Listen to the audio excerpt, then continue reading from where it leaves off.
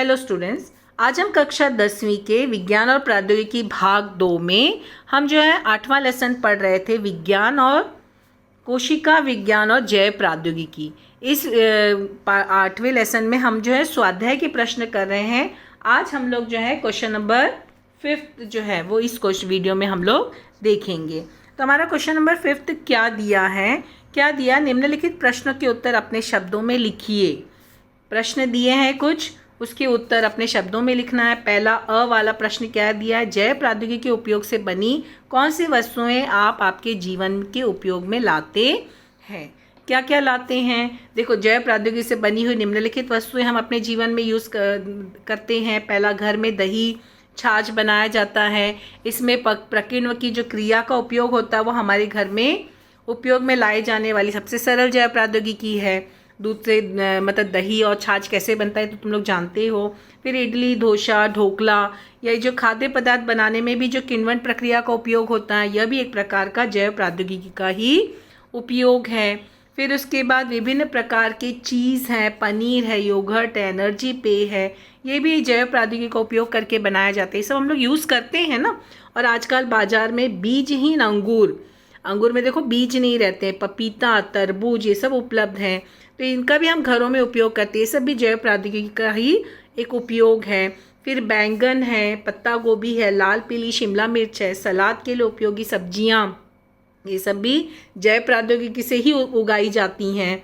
इसी प्रकार प्रत्येक परिवार में जैव प्रौद्योगिकी का उपयोग करके बनाए जाने वाले टीके, प्रतिजैविक, मानवीय इंसुलिन का उपयोग किया जाता है। तो ये सब देखो हमारे डेली यूज़ के जो है जैव प्रौद्योगिकी से यूज़ किए जाते हैं। फिर आ वाला प्रश्न क्या दिया है, कीटनाशकों का फवारा करते समय आप कौन सी सावधानियां बरतेंगे। तो देखो कीटनाशकों का फवारा किया जाता है ना, तो कौन कौन सी सावधानियां होनी चाहिए। देखो पहला क्या है, कीटनाशक एक प्रकार का रासायनिक विष है, तो इसका अबाधित लगातार उपयोग करने से रासायनिक विष पानी और अन्न के माध्यम से भोजन जाल यानी फूड चेन में फैल जाता है। और फिर डीडीटी है, मेलेथियन है, क्लोरोपाइरिफॉस इत्यादि कीटनाशक खतरनाक होते हैं। ये सब में रासायनिक जहर होता है, तो ये सभी रासायनिक विष भोजन नाल के माध्यम से जो है वो फैलते हैं। कोई भी प्रकार का रासायनिक कीटनाशकों का फुवारा नहीं करना चाहिए। कीटनाशकों का छिड़काव के लिए हमें जैविक कीटनाशकों का उपयोग करना चाहिए।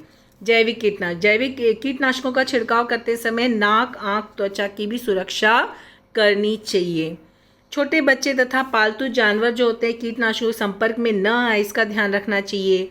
इनको हमेशा दूर रखना है। कीटनाशकों का अत्यधिक उपयोग भी टालना चाहिए। नेक्स्ट क्वेश्चन है, मनुष्य के शरीर में कुछ अंग या बहुमूल्य क्यों होते हैं। कुछ अंग हमारे शरीर के बहुत ही बहुमूल्य हैं, क्यों हैं। देखो मानव शरीर के विभिन्न प्रकार के अंगों के अनुसार कार्य करता है। शरीर के कुछ महत्वपूर्ण अंग है, जैसे मस्तिष्क है, मस्तिष्क यानी हेड जो है, वृक यानी जो है किडनी, फेफड़ा यानी लंग्स, हृदय यानी हार्ट, यकृत यानी लीवर इत्यादि मानव जीवन के लिए अति आवश्यक हैं। इन अंगों के अकार्यक्षम होने पर मानव जीवित नहीं रह सकता। इसी प्रकार नेत्र जैसी ज्ञानेंद्रियां भी मानव के लिए अनमोल है। यदि इन अंगों का कार्य बाधित हो गया तो क्या होगा, मानव के स्वास्थ्य पर बुरा प्रभाव पड़ सकता है, बुरा असर होगा।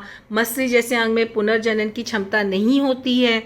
कुछ अंगों की शल्य क्रिया करने के पश्चात वे अंग पुनः कार्य करने लगते हैं। फिर भी यदि हमारे महत्वपूर्ण अंग में से किसी भी प्रकार की अकार्य क्षमता उत्पन्न होती है तो हमारा जीवन दुखद, अत्यंत दयनीय हो जाता है। इसलिए मनुष्य के शरीर के कुछ अंग बहुत ही बहुमूल्य होते हैं। नेक्स्ट क्वेश्चन है, फल प्रक्रिया उद्योग का मानव जीवन में महत्व स्पष्ट करो।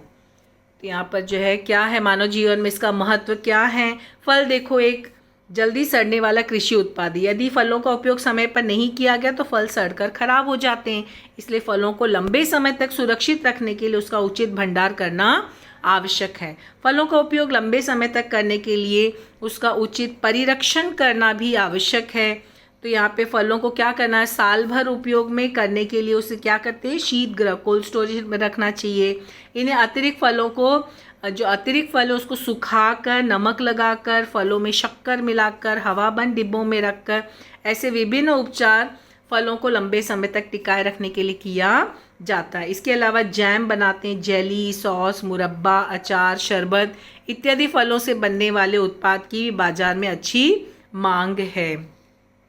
विभिन्न उपचार करके परिरक्षित किए गए फलों का उपयोग लंबे समय तक किया जा सकता है। इसके अतिरिक्त इन फलों से आर्थिक लाभ भी अर्जित किया जा सकता है। राष्ट्रीय और अंतर्राष्ट्रीय बाजार मंडियों में भारतीय फलों की अत्यधिक मांग होती है। इस कारण हमें विदेशी मुद्रा भी प्राप्त होती है। हापुस आम की विदेश में अत्यधिक मांग होती है। हापुस आम का निर्यात करने से हापुस आम का बगीचा लगाने वाले स्थानीय लोगों को आर्थिक लाभ मिलता है।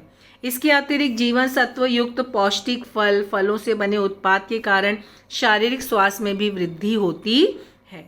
नेक्स्ट क्वेश्चन है, टीकाकरण किसे कहते हैं, यह स्पष्ट कीजिए। क्या है? देखो, टीकाकरण का अर्थ है टीका देना। टीका एक प्रतिजन यानी एंटीजन युक्त पदार्थ है। किसी विशिष्ट रोग जंतु या रोग के खिलाफ स्थायी अथवा कुछ समय अवधि तक प्रतिकारक क्षमता प्राप्त करने के लिए टीके लगाए जाते हैं। पहले के समय में रोग जंतुओं का उपयोग करके टीके बनाए जाते थे। रोग जंतु को पूरी तरह मारकर अथवा अधमरा करके टीके बनाए जाते थे, परंतु इससे कुछ लोगों को रोग जंतु संबंधी रोग होने की संभावना होती थी। तो अतः टीके का उपयोग से क्या हो गया, होने वाले रोग से बचने के लिए वैज्ञानिक ने क्या किया, जैव प्रौद्योगिकी का उपयोग करके कृत्रिम विधि से टीके तैयार किए।